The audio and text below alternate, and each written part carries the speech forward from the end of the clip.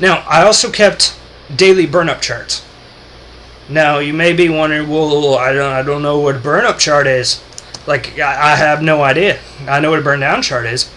Well, they're very similar. It's just BurnUp charts kind of allowed me to graph more information at a time. And that's actually one of the biggest questions I've gotten so far is, I don't know what this is. So, I started doing BurnUp charts originally after I got my Scrum Master certification, because we used those within the certification process. So I'm like, I should start charting people's progress now. But I ran into a problem because occasionally the charts would show inaccurate information as far as the actual progress was concerned. Now, you're never supposed to add tasks mid-sprint, but we were tending to do that on not necessarily a regular basis, but fairly often. Because the problem would typically occur that we either missed a dependency somewhere, and we had to do something, or maybe there was a unforeseen circumstance, like all of a sudden this UI program we've been pursuing, it's not going to work, we have to look into something else to use, and we need to have that researched, and we need to have a solution for the status update, so we need to add this on now and do that. And the problem was that if you add tasks mid-sprint, then the daily progress could show that either no work will be done or that even negative work will be done, which isn't correct. If you come back and look at that chart later on without documentation, you're like, I have no idea what happened here. Looks like everyone took a siesta for the day. So we'll look at that again and as we compare the charts. So BurnDwon versus BurnUp charts. Both track the number of tasks or hours over a period of time. BurnDwon charts, the trend goes down, right? You have your ideal burn down, and then your actual burn down of how you're completing tasks. With a BurnUp chart, same looking graph. You still have an ideal burn up rate, where you start from 0 and you're going to the maximum number of tasks, and you have your actual burn up, which is what you're getting done. Now, take a look here. This is what I was just talking about if you add tasks mid-sprint. I would end up with graphs that would either show negative progress or no progress, and then, Project Lead was like, well, wait a minute, that shouldn't be. We should never have negative progress on the board. But the data is showing that negative thing because we would add tasks and increase the amount of work we had to do. So, the nice thing about a BurnUp chart is that it's got this extra line towards the top here. And this line is the total number of tasks or hours that you estimated for the sprint.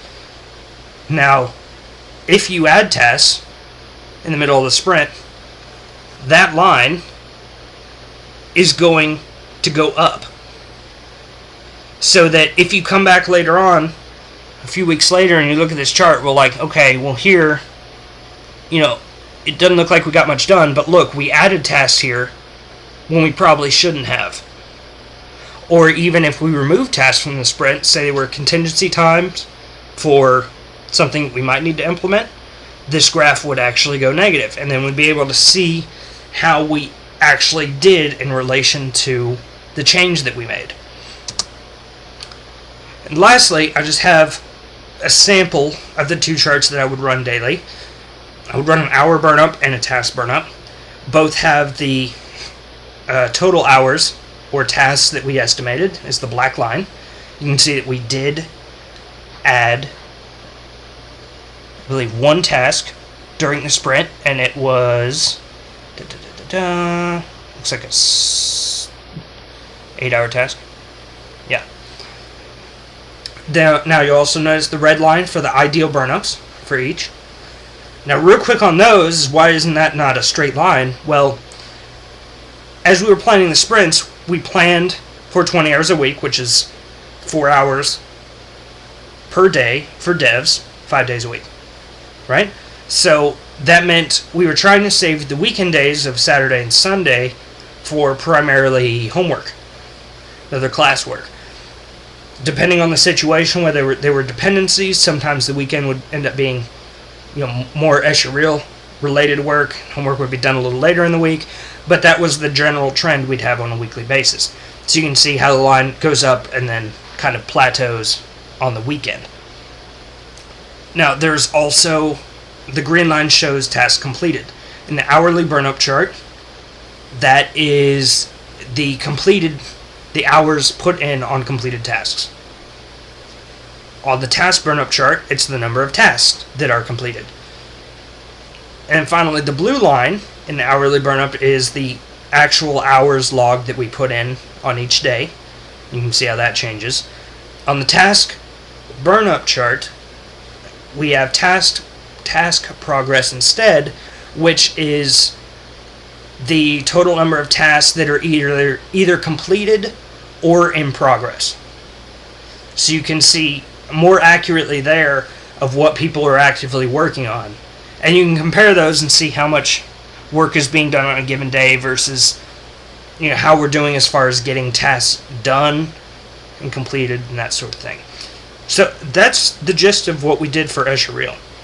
I learned a lot from the experience, being a development director, having to kind of follow people around and almost chide them on occasion to get them to make sure the hours are updated so we can get the most accurate data possible.